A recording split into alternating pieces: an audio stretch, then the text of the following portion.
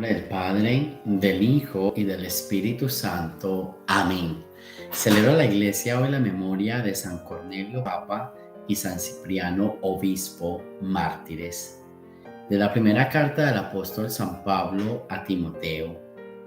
Hermano, puedes fiarte de lo que voy a decirte y aceptarlo sin reservas, que Cristo Jesús vino a este mundo a salvar a los pecadores, de los cuales yo soy el primero. Pero Cristo Jesús me perdonó para que fuera yo el primero en quien Él manifestara toda su generosidad y sirviera yo de ejemplo a los que habrían de creer en Él para obtener la vida eterna. Al Rey eterno, inmortal, invisible, único Dios, honor y gloria por los siglos de los siglos. Amén. Bien, esta lectura pone algo bien interesante, y es que San Pablo se pone él como el primer pecador. O sea, Jesucristo vino a salvar a los pecadores, de los cuales yo soy el primero. Es muy importante reconocer que somos humanos y que somos pecadores, pero que lo más importante es que todos pecamos. A veces uno quiere aparecer ante los demás como el que no peca, ¿cierto? Entonces hay gente que dice: Señor, ¿cuándo será que vienes a acabar con todos los pecadores? O sea, que tú no eres pecador. Señor, esta gente está viviendo en el pecado, o sea, que tú no. O sea, lo que quiero decirles es que muchas veces nosotros somos un poco soberbios y faltamos como a la humildad cuando nos consideramos mejor que los demás. De hecho, San Pablo tiene una frase que dice: considerad a los demás como superiores vuestros. Y a veces uno considera a los demás como mejores que yo, como que los demás son mejores que yo, ¿sí? Perdón, yo soy mejor que los demás. Entonces yo estoy por encima de los demás, yo soy como el más bueno que los demás, y así no es. San Pablo hoy nos enseña en esta lectura que cuando uno está en el proceso de evangelización, uno le dice: mira, Jesucristo vino por todos, Jesucristo vino por los pecadores, yo el primero en el pecado, yo el primero. O sea, ponerse en primer plano es señal de humildad, de reconocimiento, de debilidad y de no creernos superiores a los demás. Entonces, por eso es bien importante como que entendamos eso. Y dice San Pablo: pero Jesucristo me perdonó para que fuera yo el primero en quien Él manifestara su generosidad y sirviera yo de ejemplo. Me gusta mucho porque San Pablo dice: Jesucristo me perdonó. Él no dice: y yo cambié, como también algunos de nosotros podemos decir: y desde que yo abracé la fe, yo cambié. No, no, no, no. Esto no se trata de yo cambié. Esto se trata de sentir el perdón de Dios. Yo creo que la transformación viene cuando nos sentimos perdonados por Dios. Y esto es bien interesante. Entonces, cuando yo me siento perdonado, yo me puedo empezar a transformar. Yo me voy transformando al sentir el perdón. Pero a veces queremos decirle a los demás: desde que yo cambié, desde que yo abracé la fe, es como si esto fuera mío. Y esto no es mío, esto es del Señor. El perdón viene de Dios y el Señor me perdonó. Y desde que yo sentí que el Señor me perdonó, yo empecé a transformar mi vida. Es verdad que yo empecé a buscar de Dios, es verdad que yo empecé a acercarme más a Dios. Sí, todo eso es verdad. Pero lo primero, la primera causa, la primera razón de todo esto es que yo fui perdonado por Dios. Yo soy un pecador y yo fui perdonado por Dios. Y aún aunque sigo pecando, el Señor me pone a mí de ejemplo, ¿sí? Para aquellos que quieran creer en Él, me miren a mí. ¿Sí ven? Que es una parte bien interesante. O sea, no se preocupen, yo también pequé y el Señor me perdonó. Eso trata de que yo cambié, porque a veces también nos ponemos ante los demás como yo cambié, ¿sí? Como que yo soy bueno, como yo soy el mejor, yo hice. No, no, no.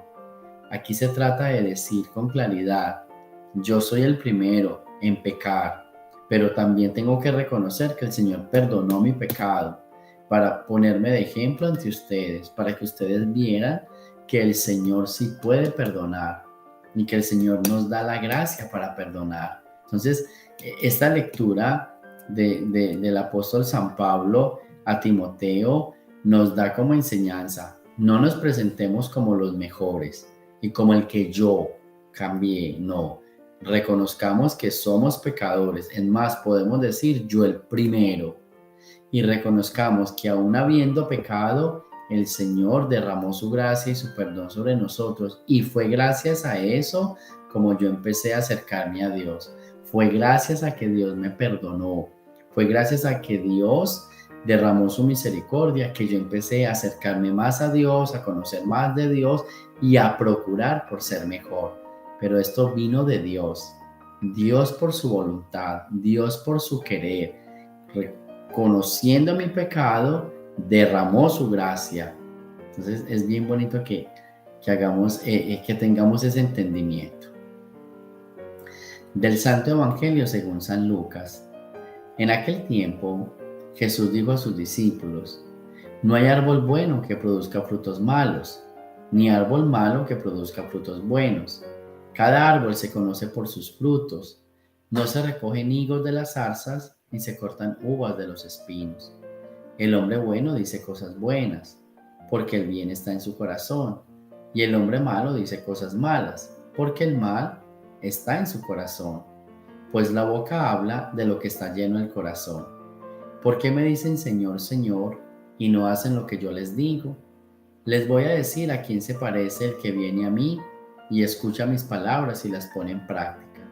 Se parece a un hombre que al construir su casa hizo una excavación profunda para echar los cimientos sobre la roca.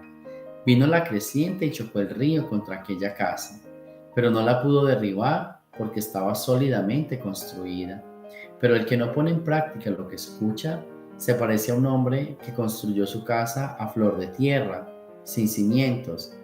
Chocó el río contra ella e inmediatamente la derribó y quedó completamente destruida.